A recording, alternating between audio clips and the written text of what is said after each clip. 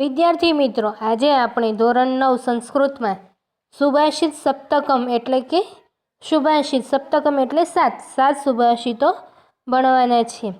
સંસ્કૃત સાહિત્યમાં સુભાષિતોનું વિશિષ્ટ સ્થાન છે. સુભાષિતો આપણને નીતિ અને વ્યવહારનું જ્ઞાન આપે છે. દરેક માનવે જીવનયાત્રામાં નીતિ અને વ્યવહારનું જ્ઞાન આપનાર સુભાષિતોનું ભાતું સાથે રાખવું જોઈએ. જીવનમાં આવતી અનેક સમસ્યાઓમાં સુભાષિતો તેને સાચું માર્ગદર્શન આપે છે. સુભાષિત કહેવાય છે ને, પૃથ્વીયાની ત્રીની રત્નાની એટલે કે પૃથ્વી ઉપર 3 રત્નો છે: અન્ન, જળ અને સુભાષિત. સુભાષિતો વગર જીવન નકામું છે. સુભાષિત એટલે કે થોડાક શબ્દોમાં ઘણું ખરું કહી દેવું. આ પાઠમાં 7 સુભાષિતો આપવામાં આવેલા છે. એમાં 5 બાબતો ધીમે ધીમે કરવી જોઈએ, જેવી કે રસ્તો કાપવો, ગોદડી સીવવી, પર્વત ઓળંગવો, વિદ્યા અને ધન મેળવવું. આ વસ્તુઓ ધીમે ધીમે કરવી જોઈએ. જો ઉતાવળ કરવા જઈએ તો તે સારું થતું નથી. બીજો છે ચારિત્ર અને શૂરવીરતા, ઉદ્યમશીલતા, પંડિતાઈ અને મિત્રો. આ 5 મોટો ખજાનો છે. વ્યક્તિનો મોટો ખજાનો શું છે? ચારિત્રતા, શૂરવીરતા, ઉદ્યમશીલતા અને મિત્રોને આ બધી વસ્તુઓ છે તે મોટો ખજાનો છે. ત્રીજો શ્લોક છે તેમાં સંગઠન અને એકતાની વાત કરવામાં આવી છે. ચોથા શ્લોકમાં વાદળ દ્વારા મળતું જળ, આત્માનું બળ, આંખનું તેજ અને ધાન્ય જેવું બીજું કંઈ પ્રિય નથી હોતું. પાંચમો છે સત્ય, તપ, જ્ઞાન, અહિંસા, વિદ્વાનો પ્રત્યેનો સન્માન ભાવના અને સચરિતા. આ બધા વિદ્વાન માણસના આભૂષણો છે, એટલે કે ઘરેણાઓ છે. છઠ્ઠો છે ઉત્સાહી અને ઉદ્યમી માણસને માટે બધું જ શક્ય બની જાય છે. કે જે ઉદ્યમી હોય, ઉત્સાહી હોય કે કાર્ય કરવામાં તત્પર રહેતું હોય, તેવા વ્યક્તિઓ માટે કોઈ પણ કાર્ય અશક્ય હોતું નથી. સારો પુત્ર કુળમાં એક અનન્ય દીપક જેવો હોય છે. એટલે આપણે કહેવાય છે ને, સુપુત્ર હોવો જોઈએ. કુપુત્ર હોય તો તે કુળનો નાશ કરી દે છે. તો આપણે જે 7 સુભાષિતો છે તેનો અભ્યાસ કરીએ. પહેલો છે શનેહ પંથા, શનેહ કંથા, શનેહ પર્વત લંઘનમ, શનેહ વિદ્યા, શનેહ વિત્તમ, પંચેતાની શને શને. શનેહ એટલે કે ધીમે, પંથા એટલે માર્ગ કાપવો, ધીમે ધીમે માર્ગ કાપવો. શનેહ કંથા, કંથા એટલે ગોદડી, એટલે કે ગોદડી ધીમે ધીમે સીવવી. શનેહ પર્વત લંઘનમ એટલે કે ધીમે ધીમે, પર્વત લંઘનમ એટલે પર્વત ઓળંગવો, ધીમે ધીમે પર્વત ઓળંગવો. શનેહ વિદ્યા, ધીમે ધીમે વિદ્યા પ્રાપ્ત કરવી. શનેહ વિત્તમ, વિત્તમ એટલે ધન, શનેહ એટલે કે ધીમે ધીમે ધન પ્રાપ્ત કરવું. પંચેતાની એટલે કે 5 બાબતો, શનેહ શનેહ એટલે ધીમે ધીમે થાય છે. ધીમે ધીમે માર્ગ કપાય છે, ધીમેથી ગોદડી સીવાય છે, ધીમે ધીમે પર્વત ઓળંગાય છે, ધીમે ધીમે વિદ્યા પ્રાપ્ત થાય છે, ધીમે ધીમે ધન પ્રાપ્ત થાય છે. આ 5 બાબતો ધીમે ધીમે થાય છે. આ 5 બાબતો, એમાં જો રસ્તો ઉતાવળ કરીને ઓળંગવા જઈએ તો આપણને જોખમ, ઉતાવળ કરવા જઈએ તો અકસ્માત થવાનું જોખમ રહે છે. ગોદડી બનાવવાની હોય ત્યારે પણ ધીરજ રાખવી પડે છે. જો ઉતાવળ કરવા જઈએ તો એક સરખી ગોદડી બનતી નથી.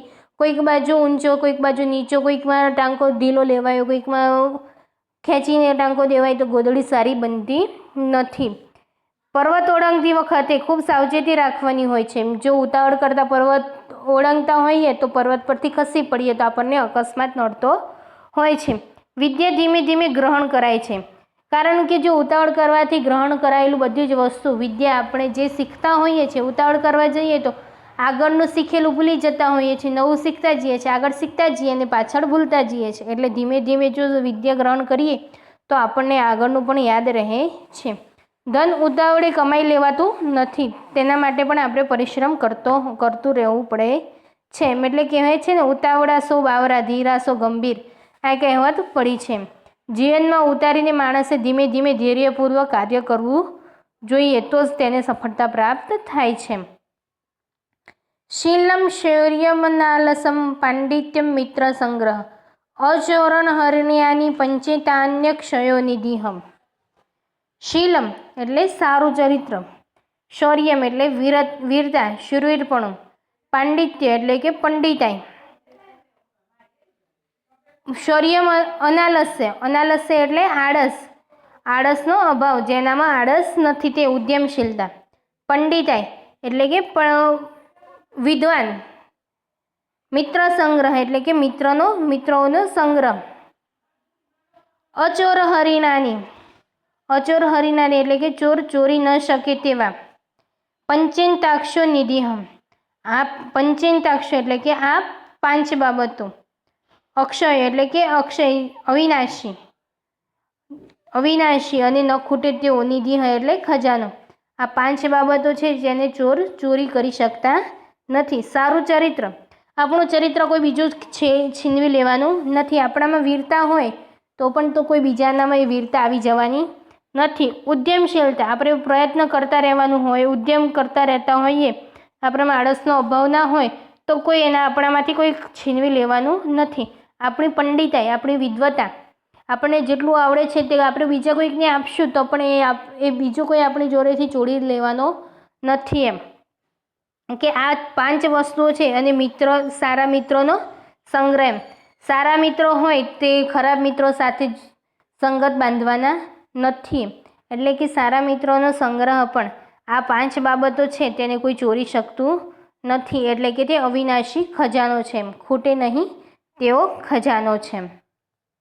ત્રીજો શ્લોક જોઈએ તો સંહતિ શ્રેયસી પુંસાહમ વિગૃણેષ્વપી બંધુષુ તુષેરપી પરિભ્રષ્ટાનમ પરોહંતિ ટંડુલા. સંહતિ, સંહતિ એટલે કે સારી રીતે, સંગઠન, એકતા સાથે. શ્રેયસી કલ્યાણકારી. પુંસા એટલે કે મનુષ્યો, પુંસા એટલે મનુષ્ય માટે વપરાયેલો છે, પુંસા. બંધુષુ, બંધુષુ એટલે ભાઈબંધો. તુષેરપી, તુષેરપી એટલે કે કુશિકાઓ વડે. તુષે અપી એટલે કે તુષે એટલે કુશિકાઓ પણ. પરિભ્રષ્ટા એટલે કે છૂટા પડેલા. ટંડુલા ન પરોહંતી, ટંડુલા એટલે કે ચોખા, ન પરોહંતી એટલે ઉગતા નથી. એમ તુષે પણ એટલે કે ડાંગર ઉપરથી છોતરા છૂટા પડી જાય, ચોખા હોય તે છૂટા પડી ગયેલા હોય ચોખા પણ તે ઉગતા નથી. એમ વિરોધી ગુણ ધરાવતા સગાઓમાં પણ માણસોની એકતા કલ્યાણકારી હોય છે. કુશકાઓથી છૂટા પડેલા ચોખાના દાણા પણ ઉગતા નથી. એટલે કે સંગઠન રીતે કાર્ય કરનાર, એમ સૌનું કલ્યાણ જોનારા સગા સંબંધીઓ હોય અને બધામાં એકતા હોવી જોઈએ. જો એકતા ન હોય તો તે કંઈ કાર્ય કરી શકતા નથી. એમ જેમ એટલે કે છે ને કે ચોખાઓને પણ ડાંગરના છોતરામાંથી છૂટા પાડી દેવામાં આવે તો પણ તે ઉગી શકતા નથી. એમ કે જો એકતા વગર આપણે સગા સંબંધીઓ સાથે એકતા નહીં હોય, વિરોધી ગુણો રાખશું તો આપણે ભળી શકશું નહીં. એમ એના માટે પણ આપણે એકતા રાખવી પડે છે. એમ એટલે કે સમાજમાં રહેવા માટે એકતા રાખવી પડે છે. એટલે એ ચોખાનું ઉદાહરણ આપ્યું છે. ચોખાઓ જો છોતરામાંથી અલગ પડી જાય તો ચોખાઓ ક્યારે ઉગી નીકળતા નથી. એને દાણામાંથી ઉગાડવા માટે તેને પણ ડાંગરમાં જોડાયેલું રહેવું પડે છે. ચોથો શ્લોક નાસ્તિ મેઘસમ તોય નાસ્તિ ચાત્મસમ બલમ નાસ્તિ ચક્ષુસમ તેજો નાસ્તિ ધાન્યસમ પ્રિયમમ. નાસ્તિ એટલે નથી, મેઘસમ એટલે કે મેઘ સમાન, તોય એટલે જળ, મેઘ સમાન જળ નથી. ચાત્મસમ એટલે કે આત્મા સમાન, બલમ એટલે કે બળ નથી. ચક્ષુસમ તેજ નાસ્તિ એટલે કે આંખ સમાન કોઈ તેજ નથી. ધાન્યસમ પ્રિયમ એટલે કે ધાન્ય એટલે કે અનાજ સમાન કશું જ પ્રિય નથી. એમ મેઘ સમાન જળ નથી, આત્મા સમાન બળ નથી, આંખ સમાન કોઈ તેજ નથી અને ધાન્ય એટલે કે અનાજ સમાન કોઈ પ્રિય નથી. એમ એટલે કે આ શ્લોકમાં એવું કહેવા માંગે છે કે પાણી, મેઘ એટલે કે વરસાદ જેવું કોઈ પાણી નથી. એમ પાણીનો ગમે તેટલો સંગ્રહ કરો પણ જ્યાં સુધી વરસાદ ના પડે ત્યાં સુધી તેનું કંઈ કામનું નથી. એમ એટલે કે વરસાદ પડે તો જ આપણે આગળ સૃષ્ટિ ચાલી શકે છે. એમ વરસાદ વગર કશું શક્ય નથી. એમ એટલે કહેવત પડી છે ને, આપ સમાન બળ નહીં ને મેઘ સમાન જળ નહીં. એમ આત્મા સમાન બલમ એટલે કે આત્માનું બળ જેટલું આત્મા સમાન બળ નથી. એમ એટલે કે વ્યવહારમાં જે આત્માનું બળ છે તેવું બીજું કોઈ બળ નથી. એમ તેનાથી કોઈ મોટું બળ નથી. એમ આંખ સમાન તેજ નથી. આંખ જ ના હોય તો તેજ શું કામનું? આપણે જોવા માટે, એટલે કહેવામાં આવ્યું છે ને કે આંખ સમાન તેજ નથી એમ. આંખો હોય તો તેજ કામનું છે, નહીં તો આંખ વગર તેજ કામનું શું કામ? પ્રકાશ હોય પણ આંધળો માણસ પ્રકાશને જોઈ શકતો નથી. જ્યારે આંખો હોય તો તે માણસ અંધકારને જોઈ શકે છે અને પ્રકાશને પણ જોઈ શકે છે. એટલે કે આંખ સમાન એવું બીજું કોઈ તેજ નથી. અને ધાન્ય સમાન કોઈ પ્રિય નથી. એટલે કે અનાજ સિવાય બીજું કંઈ પ્રિય નથી. અનાજ વગર માણસ ખાઈ શકતો નથી. જો અનાજ જ ના હોય તો વરસાદનું શું કામ?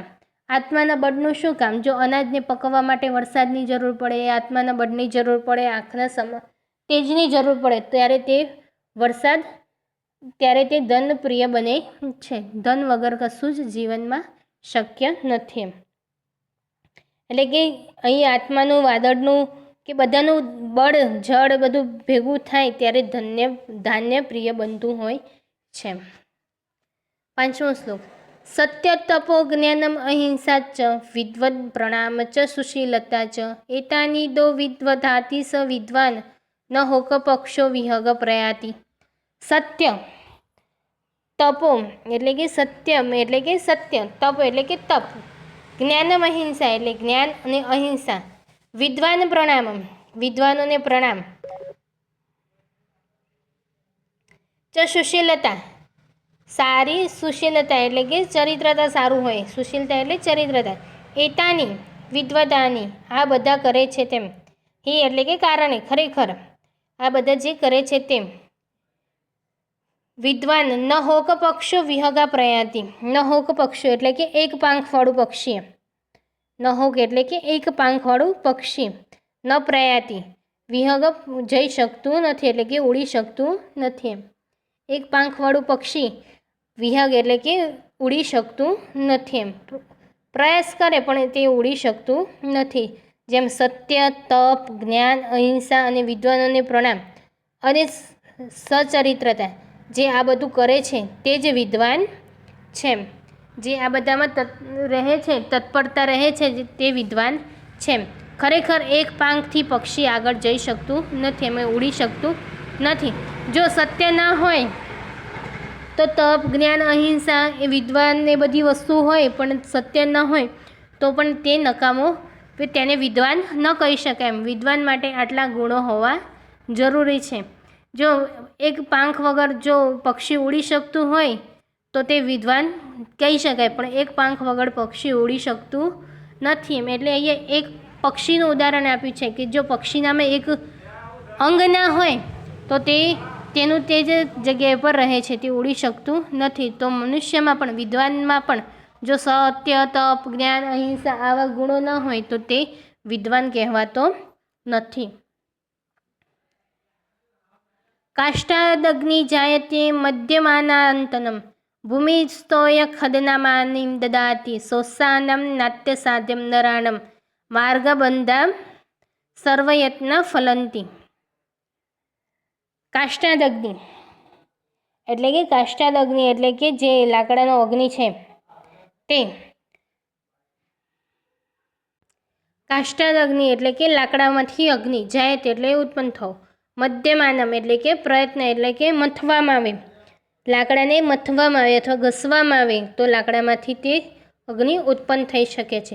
ભૂમિસ્થોએ ખન્યમાન દદાતિ, ખન્યમાન એટલે કે ખોદવામાં, ભૂમિસ્થોય એટલે કે ભૂમિને, જમીનને ખોદવામાં આવે તો તે પાણી આપે છે.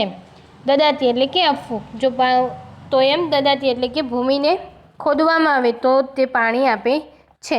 સોત્સાહનમ એટલે કે ઉત્સાહી, ન્યાસ્ય સાધ્યમ, ન સાધ્યમ એટલે કે અસાધ્ય તેવું, એટલે કે કોઈ સાધારણ કામ એટલે કે તેમને યોગ્ય ન હોય તેવું, સાધ્ય કામ નરાણામ એટલે કે જે માણસ છે, ઉત્સાહી માણસો માટે કંઈ અશક્ય નથી. માર્ગાર બંધા સર્વ યત્ન ફલંતી, યોગ્ય રીતે, માર્ગાર બંધા એટલે કે યોગ્ય રીતે આરંભેલા, સર્વયત્ન એટલે કે બધા જ પ્રયત્નો, ફલંતી એટલે ફળે છે.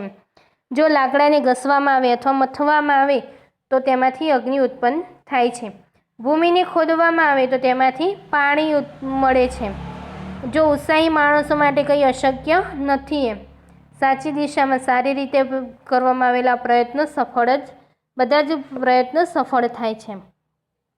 એટલે કે ઉત્સાહી અને ઉમંગથી કાર્ય કરનારના માટે બધું જ કાર્ય સહજ રીતે સિદ્ધ થાય છે. લાકડું ઘસવામાં આવતા તેમાંથી પણ અગ્નિ પ્રગટે છે અને જમીનને ખોદ કરવાથી એમાંથી જળની પ્રાપ્તિ થાય છે. આ દુનિયામાં ઉત્સાહ અને ઉમંગ ધરાવનારા વ્યક્તિઓ બધું જ મેળવી શકે છે. આળસ અને પ્રમાદમાં રાષ્ટ્રીય વ્યક્તિ કશું જ સિદ્ધ કરી શકતી નથી. માટે જ આળસને માણસનો સૌથી મોટો શત્રુ કહ્યો છે. આલસ્ય હિ મનુષ્યાનામ શરીરસ્સો મહારિપુ. એટલે કે આળસ માણસનો સૌથી મોટો શત્રુ છે. સફળતા માટે માણસો કોઈ પણ કાર્ય ઉત્સાહ ઉમંગથી કરવો જોઈએ. બધા પ્રયત્નો યોગ્ય રીતે આરંભ કરવા જોઈએ તો જ સફળતા પ્રાપ્ત થાય છે.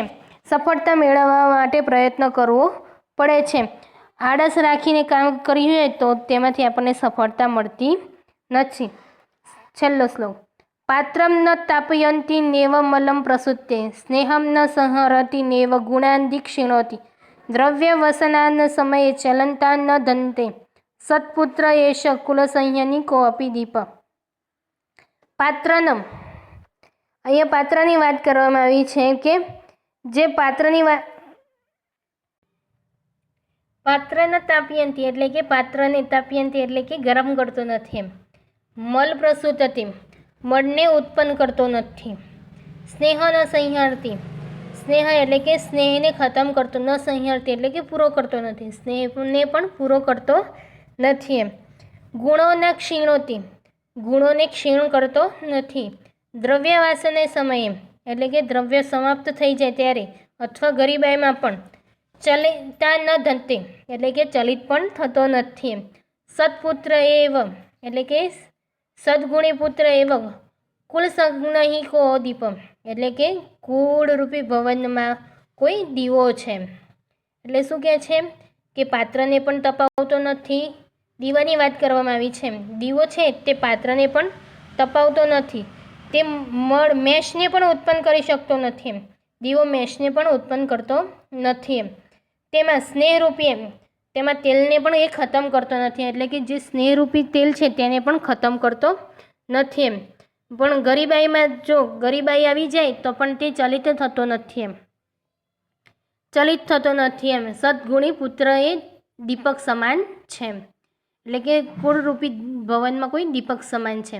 અહીં શ્લોકનું છેલ્લા બે શબ્દો, છેલ્લી લાઈનનું છે એને પહેલેથી શરૂઆત કરી છે અનુવાદ લખવા માટે કે આ સત્પુત્ર કુળરૂપી ભવનમાં કોઈ દીપક સમાન છે. તે સુપુત્ર રૂપી દીવો પાત્રને ગરમ કરતો નથી, મેષને ઉત્પન્ન કરતો નથી, સ્નેહરૂપી તેલને ખૂટવા દેતો નથી અને ગુણોને ક્ષીણ થવા દેતો નથી. સત્પુત્ર એટલે કે સદગુણી પુત્ર હોય તો એ જે ઘરમાં રહે છે તે પાત્રને ગરમ કરતો નથી. એટલે કે જે પાત્ર વસ્તુ એટલે કે વ્યક્તિની વાત કરી છે કે જે ઘરમાં રહે છે તેને પણ એ ગરમ કરતો નથી. એટલે કે તેની ખરાબ જે ઘરની વ્યક્તિ છે તેના કોઈ ગુણો છે તેને પણ સારા ગણી અને તેને રહે છે. મેષને પણ ઉત્પન્ન કરતો નથી. એટલે કે તેના જે દુર્ગુણો છે તેને પણ બહાર પાડતો નથી એમ. સ્નેહરૂપી એટલે કે બધામાં સ્નેહ રાખી અને તેલ સ્નેહરૂપી તેલ એટલે કે બધામાં સંપ રાખે તેવું તેલ પૂરતો રહે છે અને તેના ગુણો છે તે ક્યારેય ક્ષીણ થતા નથી એમ. ગરીબાઈ આવી જાય છતાં પણ તેના ગુણો ક્ષીણ થતા નથી એમ. એટલે કે સદગુણી પુત્રના આ ગુણો છે એમ કે જેમાં રહેવું છે તેને પણ ના તપાવવું, તેના દુર્ગુણોને પણ સહન કરવા અને પોતાના ગુણો છે તેને ક્ષીણ થવા દેવા ન જોઈએ. તે સત્પુત્રના લક્ષણો છે. અહીં આપણો પાઠ પદ્ય પૂર્ણ થાય છે. તો હવે સ્વાધ્યાય જોઈએ તો વિકલ્પે સમુચ્ચેતમ ઉત્તર ચુનુતઃ પુંસા શ્રેયસિકા તો પુંસાહ એટલે કે સંયંતી માણસો સંગઠિત રહેનાર છે. ન હોક પક્ષો વિહગ પ્રયાતિ મેઘસમ કે ન અસ્તિ તો મેઘસમ તોયમ ન અસ્તિ કુલ સંહ્યનિમ ક દીપઃ કુલ સંહ્યનિમ સત્પુત્ર દીપઃ કેશ નરાણામ કુતે ક્રીમપી અસાધ્યમ નાસ્તિ તો સોત્સાહનામ એટલે કે ઉત્સાહી માણસોને માટે કોઈ અસાધ્ય કાર્ય નથી. વિહગ શબ્દ પર્યાય તો ખગઃ. આ પાઠમાંથી પાણી માટે કયો શબ્દ વપરાયો છે તો તોયમ. એક વાક્ય સંસ્કૃત ભાષાએ ઉત્તર લિખત કાની પંચમ શનેઃ શને ભવંતી તો કયા 5 છે તે ધીમે ધીમે કરવા જોઈએ? તો પંચે પંથા કંથા પર્વતલંઘનમ વિદ્યા વિત્તમ ચ ઇતિ પંચ શનૈ શનૈ ભવન્તિ ક્રીદશા તંડુલમ ન પરોહન્તિ તુષ્યે પરિભષ્ટા તંડુલમ ન પરોહન્તિ ખન્નમાન્ય ભૂમિ કિમ દદાતિ ખન્નમાન્યમ ભૂમિ તોયમ દદાતિ પાત્રકનેવ તાપયતિ તો સત્પુત્ર દીપ પાત્રનેવ તાપયતિ રેખાંકિત પદાની આદ્યુત્તમ પ્રશ્નવાક્યમ રચયિત ખન્નમાન્યમ ભૂમિ તોયમ દદાતિ તો ખન્નમાન્ય ભૂમિ કિમ દદાતિ સત્પુત્ર દ્રવ્યવાસને સમયે ચલતામ ન ધન્ને તો સત્પુત્ર કદા ચલતામ ન દત્તે એકઃ પક્ષો વિહગ ન પ્રયાતિ તો એકઃ પક્ષો ક પ્રયાતિ વર્ગ સહિતમ અનુનાસિકમ પદમ લિખત વર્ગ સહિતમ એટલે કે ઉદાહરણ છે પંડિત તો અનુનાસિક શબ્દનો ઉપયોગ કરી અને આપણે લખવાનું છે. પંડિત તો અણ આવશે. વર્ગ છે ટ વર્ગમાં કયો અનુનાસિક છે? તો અણ લખવાનો છે. લંગનમ લંગનમમાં ક વર્ગ છે તેમાં અનુનાસિક છે અંગમ તો લંગનમ જે ગ પછીનો અનુનાસિક શબ્દ છે તે. પછી પંચમ પંચમાં ચ વર્ગ છે ચ વર્ગનો અનુનાસિક શબ્દ અંગ છે જ્ઞ તો પંચ. બંધુ ટ છે એમાં અનુનાસિક ન છે. તંડુલ તેમાં ટ વર્ગ છે તેમાં અનુનાસિક અણ છે. શ્લોક પૂર્તિ કુરુતઃ શનૈ પંથ શનૈ કંથ શનૈ પર્વતલંઘન શનૈ વિદ્યા શનૈ વિત્તમ પંચેતાની શનૈ શનૈ. બીજો છે નાસ્તિ મેઘસમ નાસ્તિ મેઘસમ તોયમ નાસ્તિ ચાત્મસમ બલમ નાસ્તિ ચક્ષુસમ તેજો નાસ્તિ ધાન્યસમ પ્રિયયમ. માતૃભાષાએમ ઉત્તર લિખત 5 અક્ષનિધિ કયા કયા છે? તો ચારિત્ર શૂરવીરતા ઉદ્યમશીલતા પંડિતાઈ અને સારા મિત્રો આ 5 અક્ષય નિધિ છે. એ પાંખ વડે પક્ષી ઉડી શકતું નથી. એ કથન દ્વારા કવિ શું કે સમજાવે છે? પક્ષી ફક્ત એક પાંખ વડે ઉડી ન શકે, તેને બંને પાંખો જોઈએ. એવી જ રીતે વિદ્વાન થવા માટે વ્યક્તિએ સત્ય, તપ, જ્ઞાન, અહિંસા, વિદ્વાનોને પ્રણામ કરવા અને સારું ચારિત્ર જેવા ગુણો ધારણ કરવા પડે છે. સત્પુત્રને દીપ શા માટે કહ્યો છે? તો દીપ અંધકારમાં પ્રકાશ આપે છે. સારો સદ્ગુણી પુત્ર દીવા જેવો છે. તે પોતાના કુળમાં પ્રકાશ પાથરે છે, પોતાની કુળની કીર્તિ વધારે છે અને કુળને તારે છે, એટલે કે તેને સત્પુત્ર કહ્યો છે. શનૈ પંથા શનૈ કંથા શનૈ પર્વતલંઘનમ શનૈ વિદ્યા શનૈ વિત્તમ પંચતાની શનૈ શનૈ. ધીમે ધીમે માર્ગ કપાય, ધીમે ધીમે ગોદડી બને, ધીમે ધીમે પર્વત ઓળંગાય, ધીમે ધીમે વિદ્યા પ્રાપ્ત થાય અને ધીમે ધીમે ધન કમાવાય. આ 5 ધીમે ધીમે કાર્યો થાય છે. પ્રસ્તુત સુભાષિતમાં માર્ગ કાપવાની, ગોદડી સીવવાની, પર્વત ઓળંગવાની, વિદ્યા પ્રાપ્ત કરવાની આ 5 ક્રિયાઓ ધીમે ધીમે થાય છે એમ કહ્યું છે. માર્ગ કાપવા ઉતાવળ કરવામાં આવે તો અકસ્માત થવાનું જોખમ રહે. ગોદડી બનાવવી હોય ત્યારે પણ ધીરજ રાખવી પડે. પર્વત ઓળંગતી વખતે ખૂબ સાવચેતી રાખવાની હોય છે. વિદ્યા ધીમે ધીમે ગ્રહણ કરાય. ધન ઉતાવળે કમાઈ લેવાતું નથી, માટે આ 5 બાબતો ધીમે ધીમે સિદ્ધ કરવી જોઈએ. ઉતાવળ સો બાવરા, ધીરા સો ગંભીર. આ કહેવત જીવનમાં ઉતારીને માણસે ધીરે ધીરે ધૈર્યપૂર્વક કાર્ય કરવું જોઈએ, તો જ તેને સફળતા પ્રાપ્ત થાય છે. શોષાનમ નાત્સ્ય સાધ્યમ નરાણમ માર્ગારબંધામ સર્વે યત્ના ફલંતી. ઉત્સાહી માણસને માટે કંઈ અસાધ્ય નથી. યોગ્ય રીતે આરંભેલા બધા પ્રયત્નો સફળ થાય છે. આ સુભાષિત ઉત્સાહ ઉમંગથી કાર્ય કરનારો માટે બધું જ કાર્ય સિદ્ધ થાય છે એમ કહેવામાં આવ્યું છે. લાકડું ઘસવામાં આવે તેમાંથી પણ અગ્નિ પ્રગટે છે અને જમીનને ખોદવાથી જળ પ્રાપ્ત થાય છે. આ દુનિયામાં ઉત્સાહ અને ઉમંગ ધરાવનાર વ્યક્તિ બધું જ મેળવી શકે છે. આળસ અને પ્રમાદમાં રાચતી વ્યક્તિ કશું સિદ્ધ કરી શકતી નથી, માટે જ આળસને માણસનો સૌથી મોટો શત્રુ કહ્યો છે. આલસ્ય મનુષ્યાણમ શરીરસ્થો મહારીપુ. બોધ સફળતા માટે માણસે કોઈ પણ ઉત્સાહ ઉમંગથી કરવું જોઈએ. બધા પ્રયત્નો યોગ્ય રીતે શરૂ કરવા જોઈએ, તો જ સફળતા મળે છે. અહીં આપણું 12મું પદ્ય પૂર્ણ થાય છે.